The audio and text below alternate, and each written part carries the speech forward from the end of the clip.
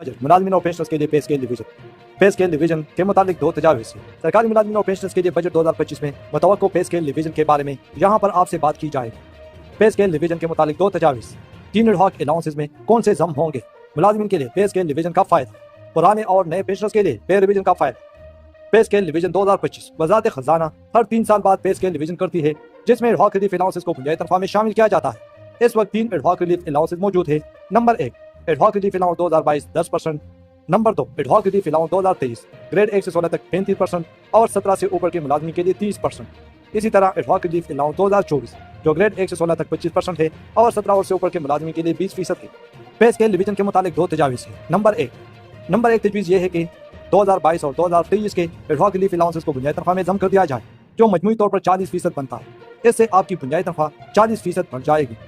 दूसरी तजवीज़ के मुताबिक तमाम तीनों एडहॉक रिलीफ अलाउंसेस को बुनियादी तनख्वाह में जम करने की है, जो मजमूई तौर पर 70% तक बनता है। इससे आपकी बुनियादी तनख्वाह 70% बढ़ जाएगी। लेकिन याद रहे, ज़्यादातर फिनांस डिवीजन पे स्केल डिवीजन में आखिरी साल की एडहॉक अलाउंस यानी एडहॉक रिलीफ 2024 को बुनियादी तनख्वाह में जम नहीं करती।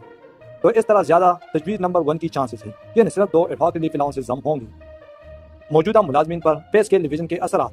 जब हुकूमत पे स्केल डिवीजन करती है तो इससे बुनियादी तनख्वाह बढ़ जाती है, जिसकी वजह से अगर हुकूमत 15 या 20% इजाफे का ऐलान करती है तो पुरानी बुनियादी तनख्वाह के बजाय नई बुनियादी तनख्वाह की वजह से बजट में 2025 का एडहॉक अलाउंस बढ़ जाएगा। मिसाल के तौर पर अगर आपकी बुनियादी तनख्वाह 40,000 रुपये है और पे स्केल डिवीजन 2025 के बाद आपकी बुनियादी तनख्वाह बढ़कर 50,000 रुपये माहाना हो जाती है, और अगर हुकूमत 10% एडहॉक इजाफे का ऐलान करती है तो फ़र्क आप देख सकते हैं। पे स्केल डिवीजन से पहले 40,000 मल्टीप्लाई बाई 10% 4,000 रुपये एडहॉक अलाउंस। इसी तरह पे स्केल डिवीजन के बाद अगर आपकी बुनियादी तनख्वाह 50,000 रुपये हो जाती है तो 10% एडहॉक अलाउंस होगा 5,000। रिटायर होने वाले मुलाजमीन पर पे स्केल डिवीजन के सराह।